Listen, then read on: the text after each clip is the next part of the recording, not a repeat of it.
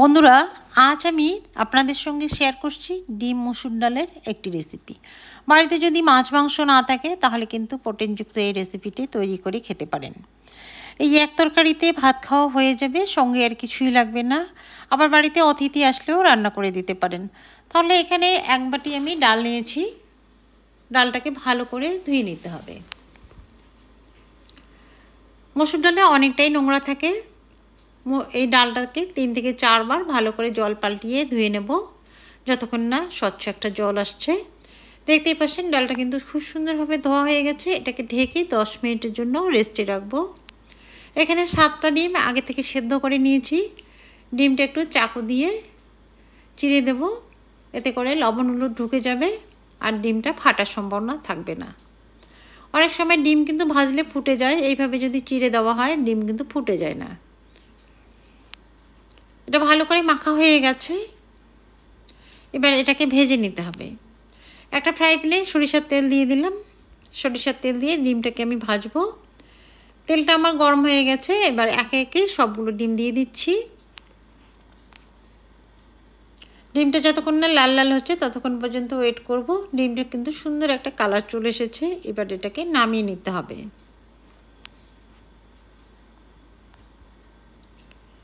এবার আমি সবগুলো ডিম নামিয়ে নিলাম। একটা কড়াই নিয়েছি, কড়াইতে আমি ডালটা সেদ্ধ দেব। যতটুকু ডাল নিয়েছি তার ডাবল আমি জল দিয়ে দিচ্ছি। মসুর ডাল সেদ্ধ হতে খুব একটা বেশি সময় লাগে না, ডাবল জল দিয়ে দিলেই হয়ে যাবে। ছোট ছোট 4টে ছোটো এলাচ দিয়ে দিলাম, আর 4 থেকে 5 কোয়া রসুন আর একটু পেঁয়াজ দিয়ে সঙ্গে একটু লবণ দিয়ে দিচ্ছি। দিয়ে ভালো করে সেদ্ধ করে নিতে হবে। ডালটা কিন্তু একদম গলিয়ে ফেলা যাবে না, ডাল যাতে সুন্দরভাবে সেদ্ধ হয় সেদিকে নজর রাখতে হবে। আর কিন্তু গলানো যাবে না, ডাল সেদ্ধ হবে কিন্তু গোটা গোটাই থাকবে। এবার একটা কড়াই নিয়ে নিলাম, কড়াইতে সরিষার তেল দিয়ে দিলাম। আবারও আমি এখানে 2টো ছোটো এলাচ ফাটিয়ে দিয়েছি, আর ছোট্ট একটা দারুচিনি আর একটা তেজপাতা, হাফ চা চামচ জিরে ফোড়ন দিচ্ছি।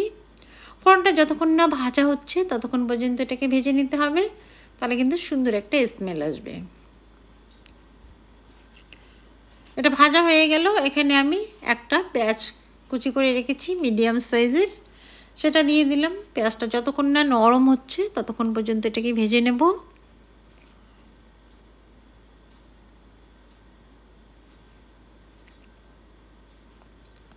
পেঁয়াজটা কিন্তু নরম হয়ে গেছে। এবার এখানে আদা রসুন পেস্ট দিয়ে দিলাম 2 চা চামচ। আদা রসুন আমি একসঙ্গে পেস্ট করে রেখেছি। দিয়ে আবারও ভালো করে ভেজে নিতে হবে, যাতে করে আদা রসুনের কাঁচা গন্ধটা চলে যায়। এখানে একটা বড় সাইজের পেঁয়াজ আমি পেস্ট করে রেখেছি, সেটা দিয়ে দিলাম। এবার ভালো করে এটাকেও ভেজে নেব। এর যে একটা কাঁচা গন্ধ থাকে সেটা চলে যাবে, এটা কষানোও হয়ে যাবে। সঙ্গে আমি একটা বড় সাইজের টমেটো কেটে রেখেছি ছোট ছোট পিস করে, সেটা দিয়ে দিচ্ছি।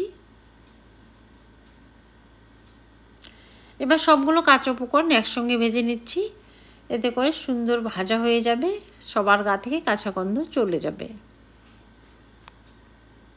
আর টমেটো দেওয়ার পরে একটু লবণ দেবো, যেহেতু আমি ডাল লবণ দিয়ে সেদ্ধ করেছি সেই হিসাবে একটু কম করে দিচ্ছি। একটু বুঝে শুনে দিতে হবে, নাহলে কিন্তু লবণটা বেশি হয়ে যাবে। এবার একটা ঢাকনা দিয়ে 5 থেকে 7 মিনিট স্লো ফ্লেমে এটাকে হতে দেব, তাতে করে টমেটো একদম নরম হয়ে যাবে। অনেকটা কিন্তু জল বের হয়ে আসছে কাঁচা উপকরণগুলো থেকে। এবার আর একটু নেড়ে চেড়ে নেব। আর 2 মিনিট এটাকে কষিয়ে নিলেই সুন্দরভাবে কষানো হয়ে যাবে। তো 2 মিনিট হয়ে গেল। এরপরে শুকনো মশলা দিয়ে দেব। 1 চা চামচ জিরে গুঁড়ো, হাফ চা চামচ ধনিয়া গুঁড়ো, 1 চা চামচ লঙ্কার গুঁড়ো, আর দেবো হাফ চা চামচ হলুদ গুঁড়ো। এবার এগুলো দিয়ে ভালো করে মশলাটাকে আমি কষিয়ে নেব। যতক্ষণ না মশলা কষানো হচ্ছে, মশলা থেকে তেল ছেড়ে দিচ্ছে, ততক্ষণ পর্যন্ত কিন্তু মশলা কষাতে হবে। টমেটো কিন্তু একদম নরম হয়ে গেছে, দেখে কিন্তু বুঝতে পারছেন মশলাটার থেকে তেল ছেড়ে দিচ্ছে। এবার একটু গরম জল দিয়ে আবার এটাকে ঢেকে আমি রান্না করব। এতে করে মশলা একদম পারফেক্টভাবে কষানো হয়ে যাবে। এবার একটা ঢাকনা দিয়ে ঢেকে দিচ্ছি। 5-7 মিনিট এটাকেও একদম স্লো ফ্লেমে রান্না করতে হবে। ঢাকনাটা উঠিয়ে দেখছেন কতটা সুন্দর কালারও চলে এসেছে, তেলটাও রিলিজ করে দিচ্ছে। এই অবস্থায় বুঝবেন যে মশলাটা আমার কষানো হয়ে গেছে। এবার আমি সেদ্ধ করা ডালটা ঢেলে দিলাম। ডালটা দিয়েও কিন্তু আরও 2 মিনিট এটাকে আমি নেড়েচেড়ে কষিয়ে নেব।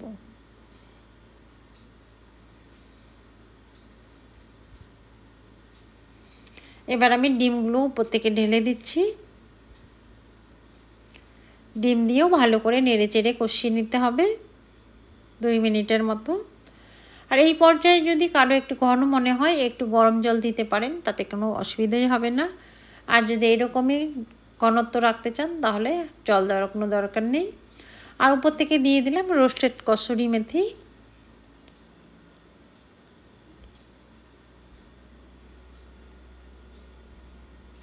আর দিয়ে দেবো সামান্য গরম মশলার গুঁড়ো। আর এখানে আমি 1 চামচের মতো ঘি দিয়ে দিলাম। এতে করে সুন্দর একটা কিন্তু ফ্লেভার আসবে, রান্নাটা অনেক টেস্টিও হবে।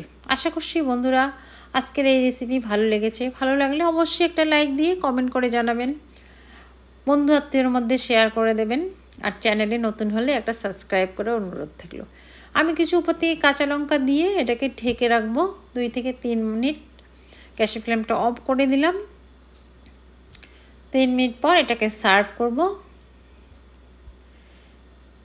এটা কিন্তু ঠান্ডা হলে আরও গাঢ় হয়ে যাবে, এই অবস্থায় রাখতে হবে। দেখে বুঝতেছেন এটা কতটা খেতে ভালো লাগবে। আজ এ পর্যন্তই, দেখা হবে পরে আরেকটি নতুন রেসিপিতে। ভালো থাকবেন, সুস্থ থাকবেন, ধন্যবাদ।